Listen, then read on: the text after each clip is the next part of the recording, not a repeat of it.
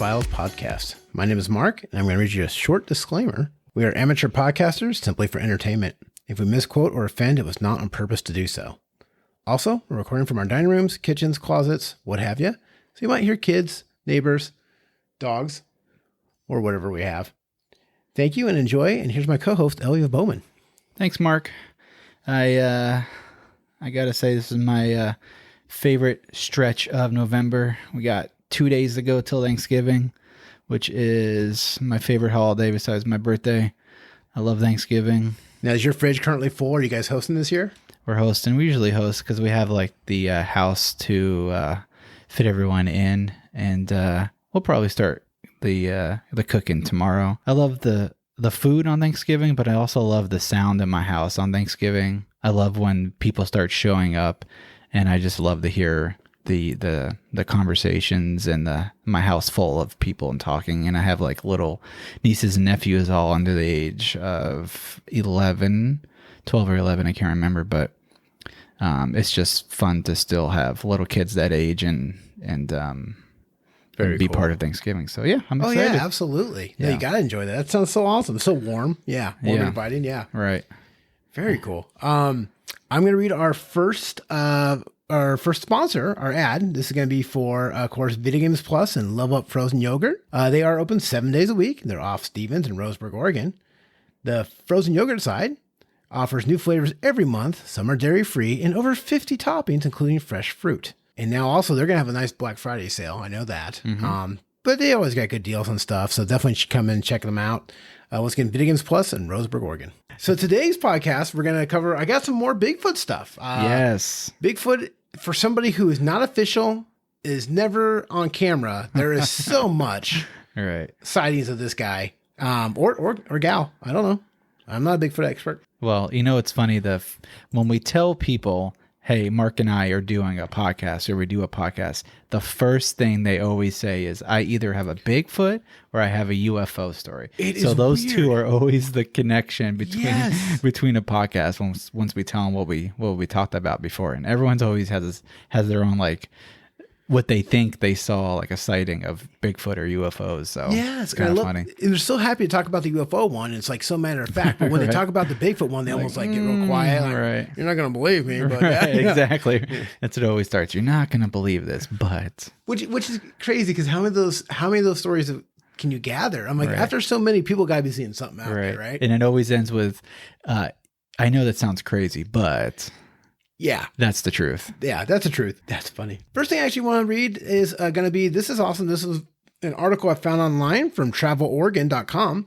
This is by Elena Vizini. She's the author of it. She just published this back on October 1st, 2019. This is called The Bigfoot Lover's Guide to Oregon. And I want to go over some of the things that you can see and do in Oregon that is tied to Bigfoot. So the first thing we have is it's a newer thing. It's the North American Bigfoot Center in Boring, Oregon.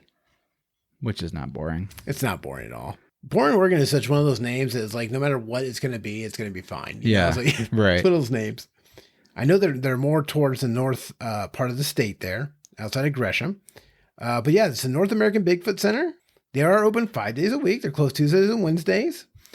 And yeah, they have all kinds of stuff you can go and check out there. So that's pretty neat. So there's the first thing is we have a, little museum. Next on our list is, there's a Columbia Gorge Bigfoot Adventure Cruise. So you can actually get on the Columbia Gorge. Isn't that cool? I always want to go on a cruise. Bigfoot Adventure Cruise. Yeah. So how could that, that's keep just going. You're just on a cruise ship with binoculars. Right. Yeah. They have people like in the woods dressed up to make you feel good about paying for that. I was wondering the same thing. Like I was so it's like stage book Bigfoot encounters. Exactly, like the Jungle Cruise movie. Yeah, like something like The Rock who's like it's the same guy keeps running to different spots. Oh, that'd be amazing. I wanted to. It would be really amazing if they said like Bigfoot like sitting in a lawn chair, right? Or it's like recycling, but giving him a dirty look, just doing normal things, just doing normal things, flowing. Because the cruise time would be the best way to get away with a joke like that. Yeah. Because you can't really, hop off of the boat and chase them. They always say you can go off into the wilderness. There's the Blue Mountain Bigfoot Research, and you can actually go on excursions. They call them squatching trips. They range from 6-hour excursions to an entire weekend adventure, including overnight camping. Yeah. So it's just camping. It's just camping. With the promise of maybe seeing a shadow behind a tree that resembles my favorite a part, Bigfoot. What I really love with the Bigfoot stuff is a lot of times, yeah, you can see maybe there's a couple signs in an area, but Bigfoot never really comes, especially as it becomes popular with humans. Bigfoot's not coming back. Right. You know, he does not. Right. He We does keep not pushing the wanna be on Bigfoot agenda. He wants nothing to do with Nothing it. to do with it. He's so tired of it. So that's a pretty good one too. They got a lot of good articles in that. Yeah, there's apparently something called the Goldilocks Zone, and it's one of the best areas to try and see a Sasquatch. Where's that at? That's part of that tour up there. Oh. Yeah. The Goldilocks Zone? The Goldilocks Zone. So there's, yeah. That sounds promising. You can actually take, this is one's an aerial observation. It's called the Blue Mountain Heliotours. So going up in a helicopter. Is considered one of the best spots for Bigfoot sightings, with several reported sightings in the area since 1963. It's up in the Cascade Mountains. Man, if I'm Bigfoot, I think if I hear a helicopter coming, I'm scared. I'm flinging poo. That's the only way you're going to, yeah. or you're just like doing what you do, camouflage yourself and hiding around a tree or hiding up at a tree. I wondered it too. I wonder, like, what does Bigfoot think of? Like, he probably gets so annoyed with, like, Right. the first year you got in the cruise, you're waving at me. Now I got a Right. helicopter. Here we also have one. This one I would do. This is called the Eagle Cap Excursion Train.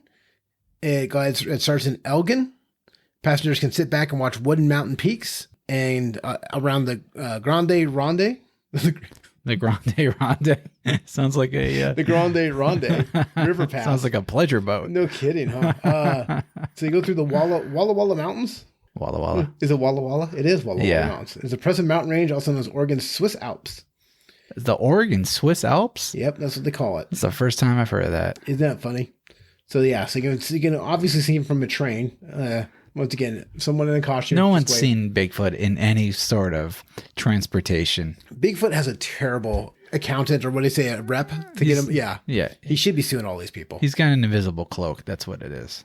The city of Troutdale, they host the annual Oregon Bigfoot Festival in mid-August. Which is just a bunch of hairy Oregonians coming in all shapes and sizes. That I bet that's an amazing festival. That would be, actually, here's the best part is it has fans gather to talk about eyewitness accounts, alleged footprints, other evidence that points to the existence of Bigfoot. The event features live music, live broadcasts, guest speakers, appearance by Bigfoot. I love how the best part is in this article, parentheses, Special a Bigfoot actor. A Bigfoot actor. Do you think the band is Littlefoot? Oh, that's pretty good. I think we need to go to this festival. Or is it 30 Odd Foot a Grunt? Was that Russell Crowe's band? Yeah. But yeah, so there you go. There's some fun things to do in Oregon and Bigfoot. I doubt you'll see him at any of those. That's amazing. All right, so let's go into some local Bigfoot stories here. The first one we're going to cover is this one here happened actually in September 2008. This is Glide. Nearest road is Whistler's Bend Drive. I actually know where this is at. I actually spent some time on Whistler's Bend. This is located on private property. Its time is at night. Conditions dry and warm. So description of event. Sightings were at night. My friend was in a small house surrounded by acreage. He got up to get a drink and saw a pair of eyes a short distance from the house. They were giving off a red glow and were 7 to 8 feet tall by estimation. He held still and the eyes would move as if he was walking across the property. When he would move, the eyes would stop and focus on him. This went on for several minutes. He finally grabbed his .45, made a dash for his car, and stayed at a friend's house. Yeah, Did the smart thing. Yeah, I like you grabbed the gun too. I probably also all those things I would have done. Got in the car, screaming out of there. I don't even know. How do you know it's not like a raccoon or something like in a tree? That's what I'm 7 thinking too. 7 to 8 feet high up in the air. Yeah, And of course it's going to stop when you're like getting closer to it. Exactly. Yeah, it's doing exactly what you expect it to do. And if you're a Bigfoot, I mean, eventually somebody's gonna get attacked by one of these if you're that close. You That's tell what me I'm every wondering, too. Bigfoot's like agile. Yeah. Like they're just all pacifists. That's just it. I get so many questions. Yeah, you're They're the just Bigfoot, like, I oh was god, angry you're there. another human. Yeah. I mean, I guess I'll just pretend they don't see me. So what does the Bigfoots like have a code that they can't touch humans? Like, Yeah, they just like melt. yeah, Like humans- all their fur humans are drops friends, off. not food. Yeah. Right. Like That's- underneath all that fur is just like a 6'3" man with a 6-pack and like broad shoulders, like Yeah. Prince Charming. It is. That's got to And be they it. just don't want to, They lose want their nothing to do with it. right. This guy was an ex-Marine, firefighter, and paramedic. Oh, we got to believe that one. So the guy goes, I was camping on the property that summer a short distance away from the house. A couple of days after my friend's experience, I had my own. A unique, hard to describe yet powerful and horrid smell woke me from a dead sleep. I've never smelled anything like it before or since. I do know that some part of my brain told me to hold perfectly still and silent. After 5 or 10 minutes, the smell was gone. It rattled me. I'm a firefighter myself and don't get rattled easily. We were both experienced hunters and outdoorsmen. The ground was very dry and hard, so no tracks. My guess is that I was traveling to the river directly below my campsite, which is shallow and easily accessible. Salmon were grouping at the time and could easily be a good food source. Without much effort in catching them, they can actually be picked up. I look at it, there's a lot of good detail about the fish. Like, that's great, but it's a good fishing spot. This is a good spot. That's it. So it just ended on a fish dive. So just he smelled something horrible. He didn't know what it was. And he's like, it's got to be Bigfoot. It's got to be, it's hard because his friend got scared. So I like how you go, but would you camp on the same property? Why not stay in the house? I don't know, man. I couldn't tell you. I don't like camping. Not a camper. I'm not a camp. I'll take a yurt. Yeah, I'll go yurt. That's about it. I know. We should be better outdoors, man. Look at us. We have beards. We're rugged looking. Living in Douglas County, too. In fact, I buck the mold. I don't work at the mill. I drive a Prius. I don't drive a pickup truck. And I don't go camping. Yeah. We're the outliers. Oh, man. We're weird. All right, next one here. August 2006. This was in Oak Ridge near a storm shelter. The conditions were clear, and it was dusk. So you start at Timpanogos Lake. Yeah. Take the trailhead into the lake, Indigo Lake. Once you reach the lake, stay to the left. This is a small glacier-fed creek to the southeast corner. Follow the creek up into a gully about 300 yards. Wow. That's a heck of a direction. This is where the rocks and howls came from. Okay. Basically, there's all this gets you to Amos Lake. Oh. Just so you know, that's where this happened. The howls sounded just like recordings, and they're spine shivering. So he heard howls. He heard howls. They were spine shivering? Me and two friends were camping at Indigo Lake off of the rock bluff on the west side of the lake. It was late and we had glow sticks, swinging them around with a camp string. We heard rocks rolling down the gully like something was moving across the shale. I got so many questions. Why? First of all, you have glow sticks? What are you, 17 coming out of a rave? I love their spinning and then you're around. Spinning them around. No, okay, these are teenagers. At this point, you've made Bigfoot upset. Right. Okay? He doesn't need this. Okay? He's trying to sleep. You're flashing stuff all throughout the forest. We got quiet and listened. We heard raspy grunts, not elk, not bear, deer, or feral swine, which I didn't know we had. It was completely different. It threw rocks down the hill for about 2 minutes and then let out 2 long howls and took off. It's a werewolf. So I just love it's a Bigfoot. He's like, look, guys, right. He's trying to sleep. And got these idiots with a glow stick. Exactly. Yeah. Got to go to work in the morning. Columbia Gorge River excursion. Too funny. All right, let's go to the next one here. Glide's sure the hot spot, man, for Bigfoot. I'm surprised how many come out from Glide. That's because honestly, I went to Glide High. Yeah. No one talked about it. Yeah. But then again, once again, I didn't really ask. First rule about Bigfoot is not talk about Bigfoot. Don't talk about it. Hey, Whistler Bend has yurts. It does. We can go pop in there for a weekend. Go hang some meat from a tree and see what happens. There you go. We're getting the wrong kind of traffic over there. This next one here is October 2013. Curtin, Lorraine. Park Creek Pass. It was the nearest road. The conditions were cool and time was at night. I like this one. Well, and I'll show you why. Location. Well, it was dark and I was driving and kind of lost, but I recalled a Curtin Lorraine sign within a mile or less. I think Park Creek Pass is closest or very near. Descriptive event. I was lost on a dark night. I think there was a town I stopped at when lost, but I had to turn north, but went the wrong way and headed southbound. And there was a turnoff in less than a mile. I got to pause right there. Okay. I'm having a hard time. North and south I-5 is really easy. All right. I understand it was dark. I'll give you that. Okay. But I don't know. But the reality, the nearest next town was 16 miles. I think I could be wrong. So anyhow, yeah. I was lost and just found my way back north and I turned around and headed north like I was supposed to. Nope. It was very dark and I was driving with my mom and she was lighting a cigarette. And all of a sudden... The plot thickens. Okay. The plot thickens. Okay. I love the lighting of the cigarette. Right. Now it all makes sense. It's coming together. All of a sudden. And you weren't driving. Your mom was driving. Yeah. There's too many questions. Okay, sorry. We spent, just so you know, this is one paragraph. There's 2 paragraphs. The first half was just getting at where we were at. Which way is going, north or south? Yeah, we got there. All of a sudden, my headlights spotted a bipedal creature running diagonally across the highway, I-5. I could not believe what I was seeing. By the way, I was I would label myself as a skeptic prior to my sighting, but I actually saw this bipedal creature that I'm guesstimating to be maybe 7'10" to 8'4". What? So he sees that running across the highway? It ran from the south to north diagonally, and I darn near clipped its torso or upper thigh, and I kind of had no time to hit the brakes. Whatever it was, I noted a few tall features. No neck or neck covered with hair, kind of stringy hair. Although it was so dark, I could not get a good look at it. Yeah, I think it's Bigfoot, to be honest, but I have no clue what it was. Did you get out and be like, do I have hair on my bumper? You know, there's so many questions. I wanted to kind of know what time it was. That kind of helps me. Because now we did have one I-5 one where it was near Rice Hill. Right. Remember that guy saw something in the ditch. So we've had... I love that he crosses the I-5, though. I wonder if he knows it. Yeah, how busy it is. Yeah. This seems pretty clear road. I think I'll just run across it. Now, this Bigfoot drive, do you think, like...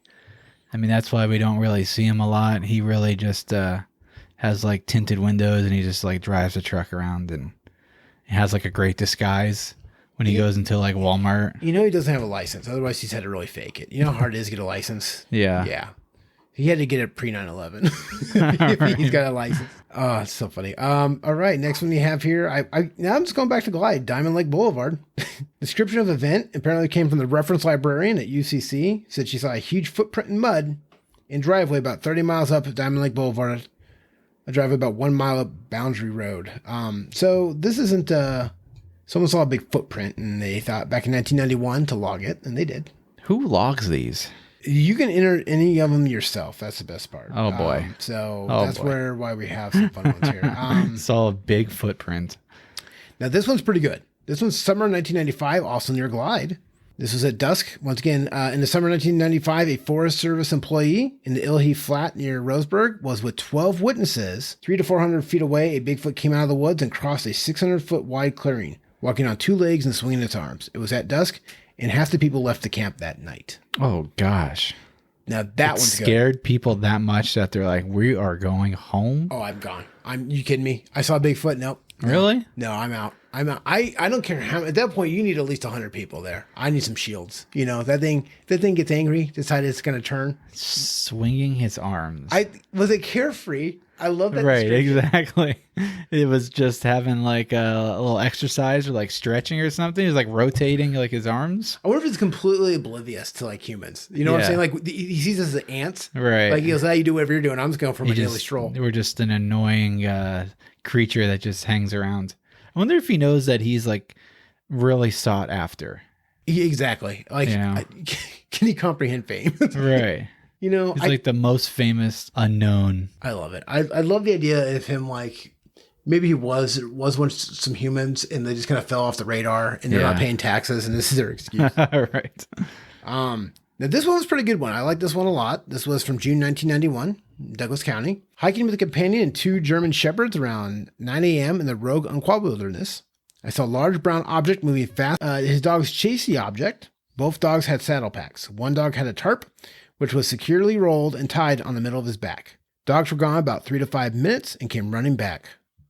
One dog, which had the tarp on, returned and continued to run past us and ended up back at the shelter. Oh, jeez. About 1 mile back where we had stayed the night and was extremely scared.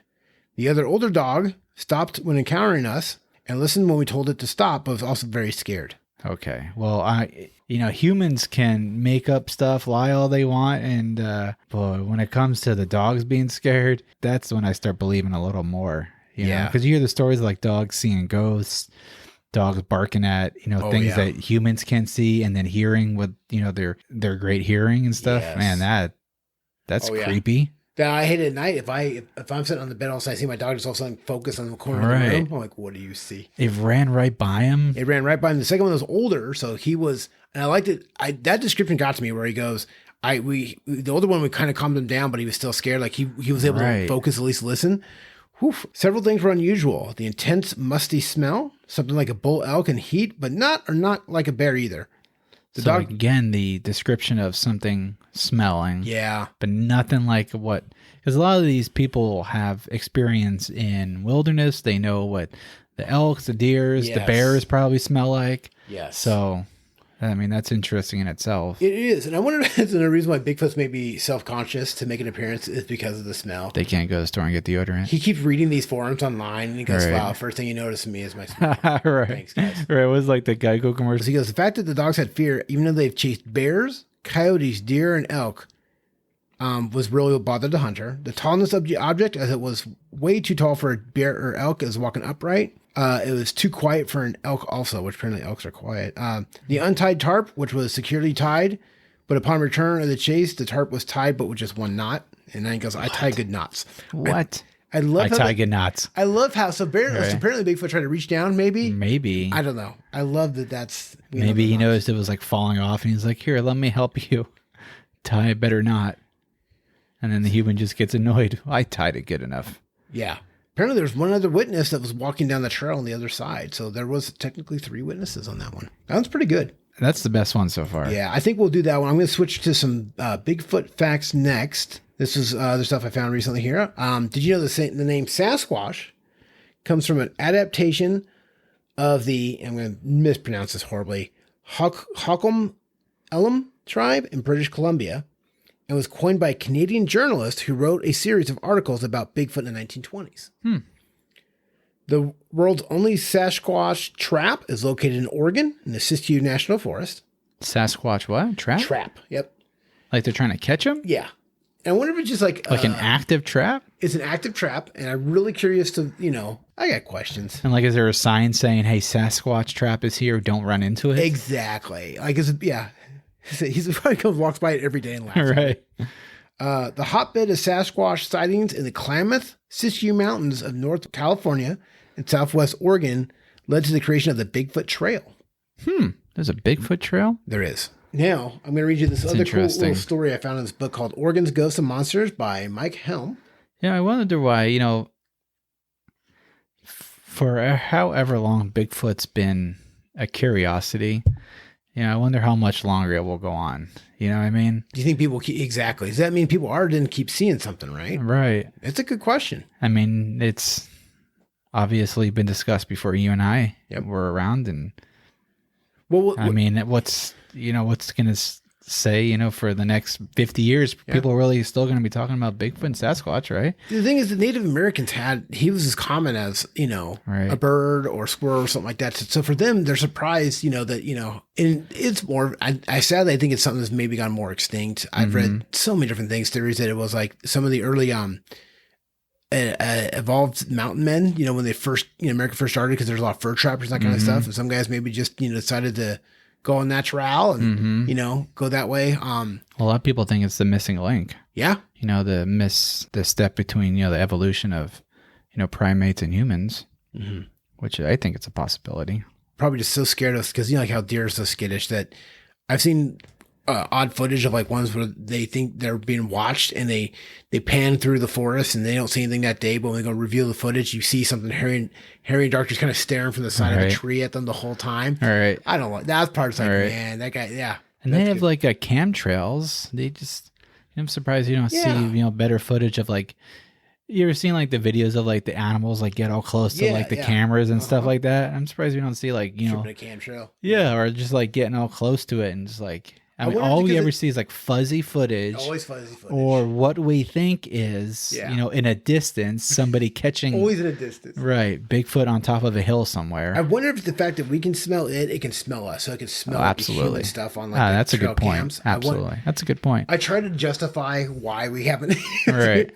And he's just really good at hide and seek. Yes. Okay. The story comes from the Oregon's Ghosts and Monsters by Mike Helm. So just, I tried to do more research on this online. There was nothing else. Really? But it's called The Troll of Horny Cheeseman. Say that one more time. The Troll of Horny Cheeseman. Okay. Sorry, it's chest man. Horny chest man. So the Troll Cheeseman's better. of Horny Chest Man. Horny Chest Man, believe it or not, is a campsite about 15 miles from Seaside, Oregon, in an extremely rugged and isolated area of the Coast Range. Campers at Horny Chest Man have occasionally seen a 6-foot-tall, bear-like animal who walks on 2 legs, runs from humans, and wrecks fort-like campsites while the inhabitants are away. I love. Okay, It's just a jerk. but the last part of this, I love it's going to be very specific.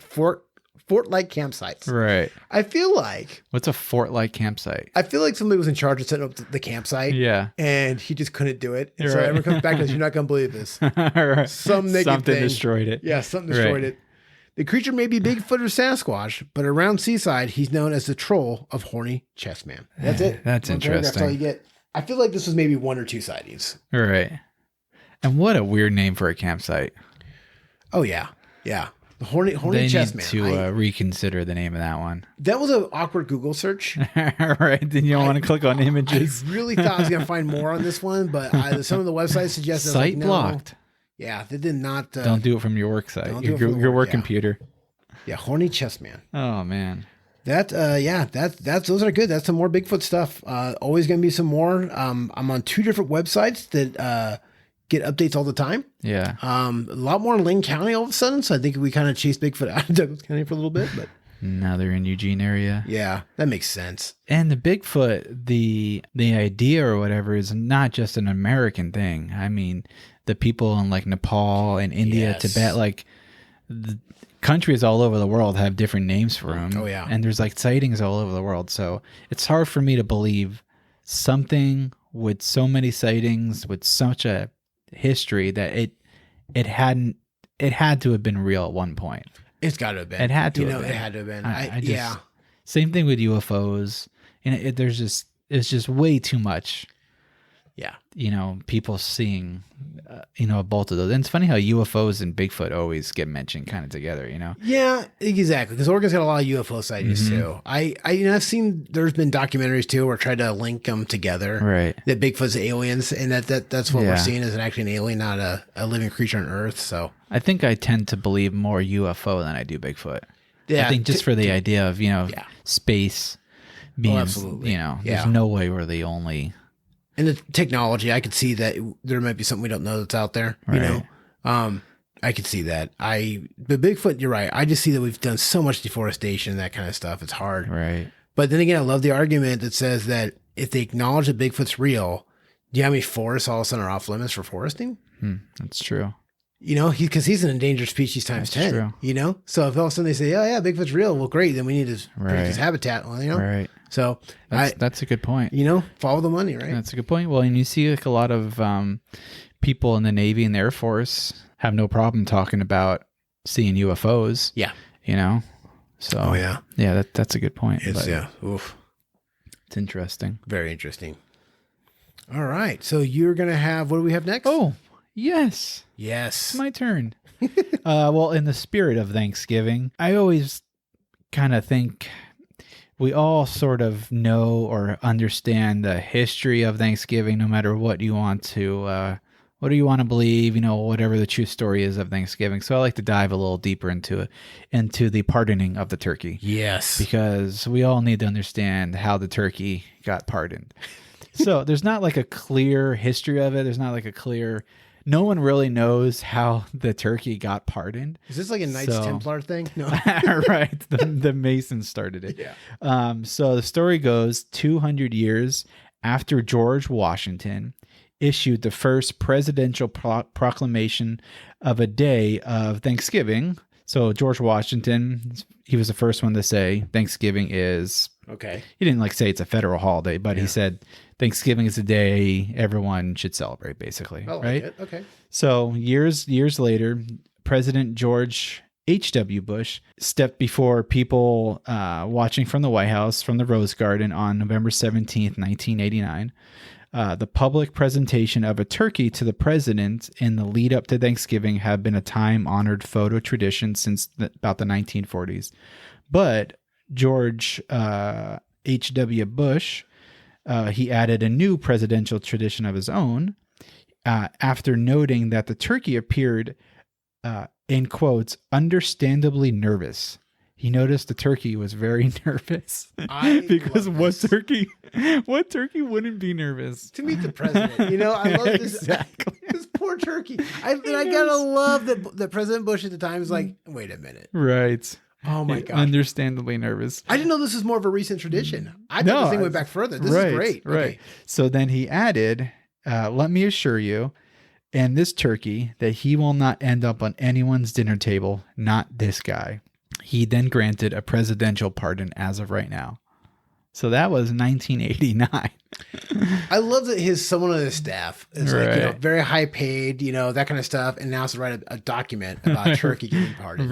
Right. And they had to put that, document that historical quote, understandably nervous. I love it. Then we pay for this guy to be on a farm where he's protected and safe. So are the taxpayers paying for a nervous turkey? Which is probably in somebody's, it probably ended up in somebody's belly eventually. Yeah. Right? I'm sure.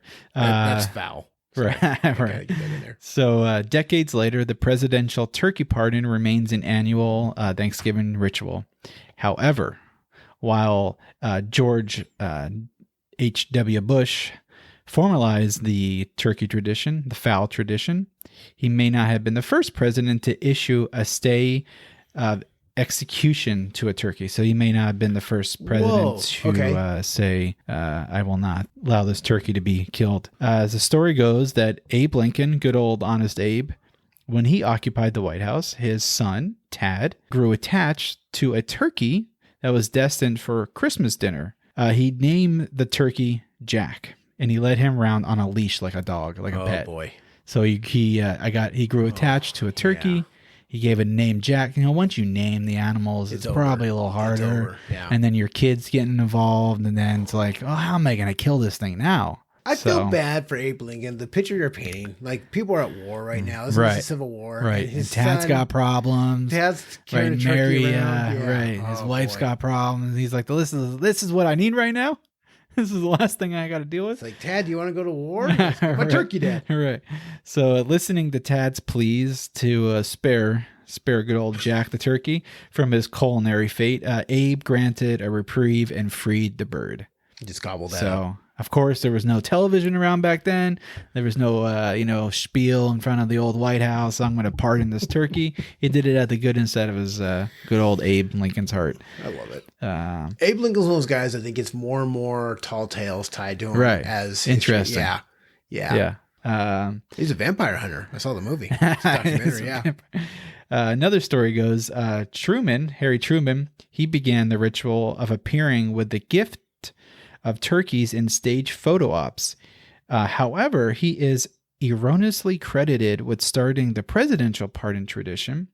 This misinformation is so prevalent that even the Truman Library has issued a statement on its own website that its staff has found no documents, speeches, newspaper clippings, photographs, or any other contemporary records in their holdings which refer to Truman pardoning a turkey that he received as a gift in 1947 or any other time during his presidency. So they literally had to issue a state. Like, why is that such a big deal? Why can't he just be part of it? Is the photo like him shaking hands with the turkey? Like, is it one of those things like you can't? Is he like playing like croquet with it? Exactly. Yeah. This is like a peace meeting summit or something. It's so funny that they had to like put that on their website. Yeah. There's like, is there that many people really like calling up like the Truman Library?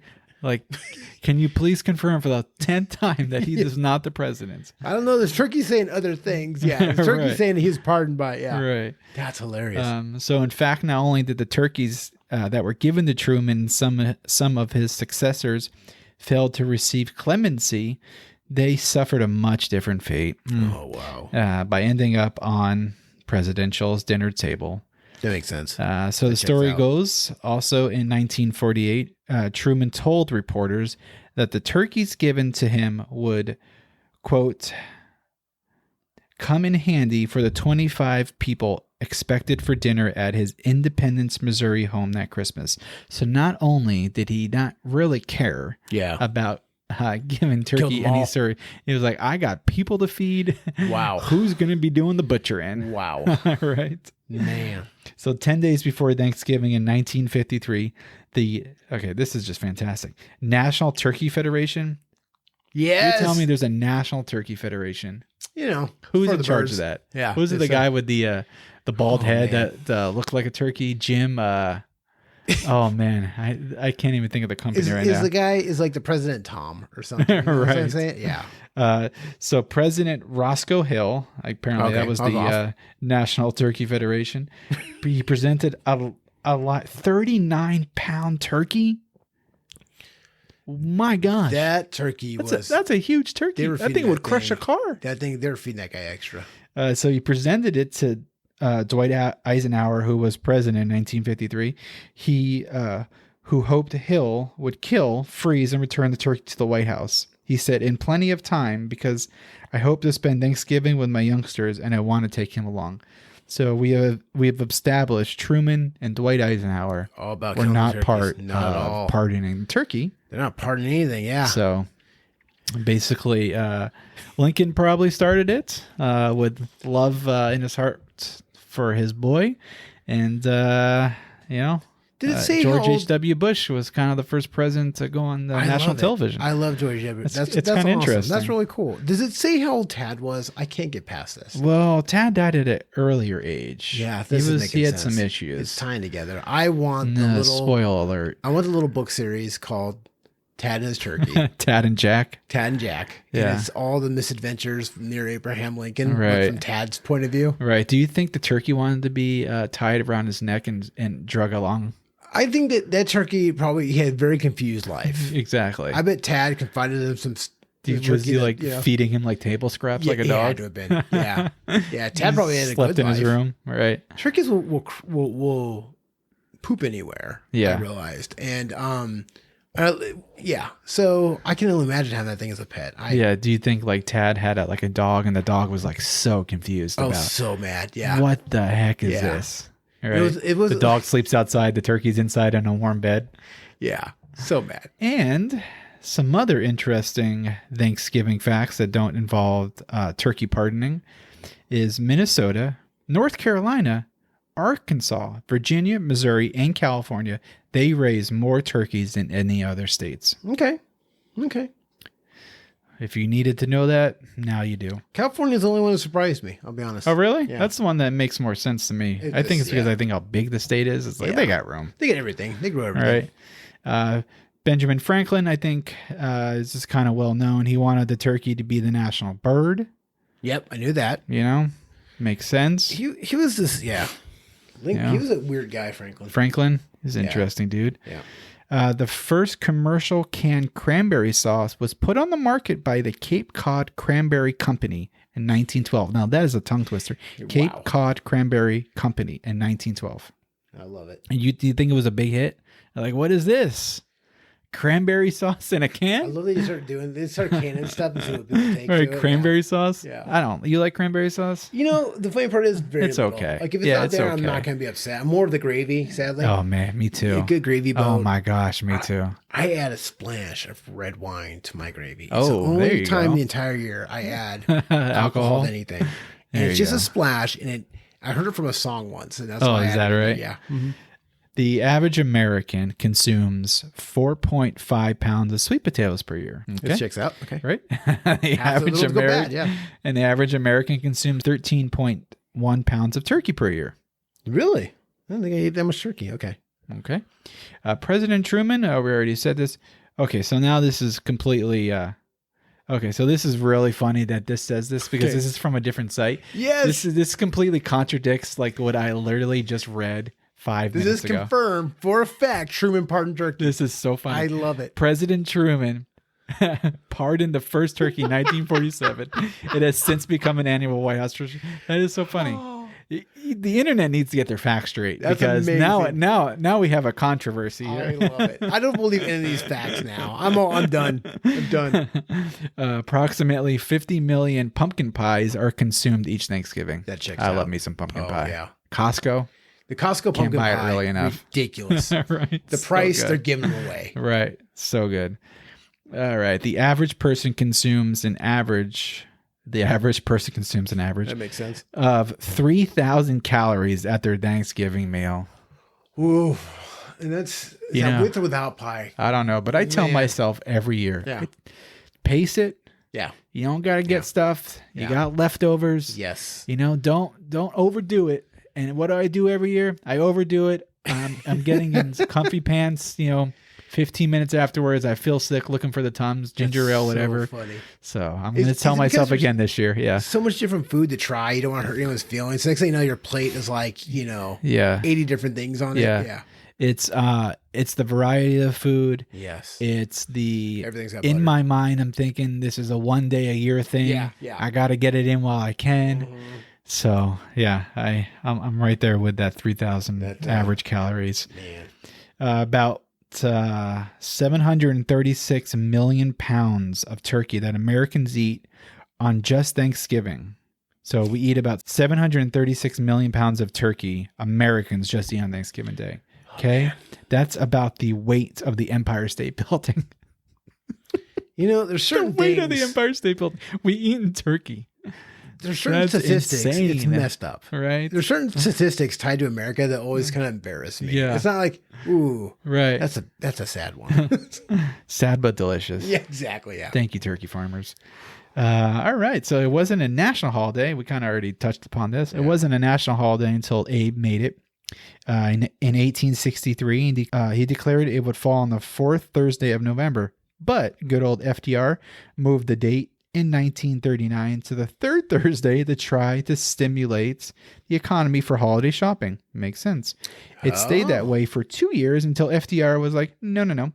I'm going to move it back to the fourth Thursday. We can continue to celebrate today. I mean, the things you have to worry about when you're president. Oh, so right? hard. So what hard. day should Thanksgiving be? Man, I got a partner turkey. Yeah. He's like, I got polio, but I'm going to worry about what day Thanksgiving is going to be. So crazy. And to end our Thanksgiving conversation, Yes. nothing better than good old Thanksgiving dad I'm jokes. so excited right now. I should have done. I only did 6. I didn't want to overkill the corniness. That so. feels right. 6 feels good. 6 is a good number. Okay, so where do you find a turkey with no legs? Stupid. I've read it already. I'm laughing. It's exactly where you left it. That's amazing. What kind of music did the Pilgrims listen to at the first Thanksgiving feast? Ooh. I feel like this one's kind of obvious. Maybe not. Yeah. Maybe not. Plymouth Rock. I'm pissed. That's pretty good. Good. That's pretty good. All right. I was going to serve sweet potatoes with Thanksgiving dinner, but I sat on them. What are you serving now? Squash. I had to do the 2-part there. Wow. Yeah, it's a 2-part one. Yeah. Can a turkey jump higher than the Empire State Building? Of course. A building can't jump. That's pretty good. That checked. Yeah, you got me there. Yep. All right. Why can't you take a turkey to church? Ooh, got me. They use foul language. Yes. That was my favorite. See, I'm glad I only printed 6 here. That was pretty good. Right. Okay, last one. What do you get when you cross a turkey with a banjo? I don't know. A turkey that can pluck itself. Wow. Happy That's Thanksgiving. Pretty good. That's good. All right. Elle, that was pretty good. Okay, so I know if you want to email us, if you're interested in sponsorship or have any questions, we're going to be found at the Organ Files Podcast at yahoo.com. And then we also are on YouTube now. If you look us up in the Organ Files Podcast, Yes. since the theme, we'll have this one up here on YouTube here soon. Yes. And Elle, where else can people find us? So if you're listening to us and you found us awesome, if other people are asking, you can find this on Apple Podcasts, Spotify, Google Podcasts, Amazon, anywhere where you can get a podcast. We are on there.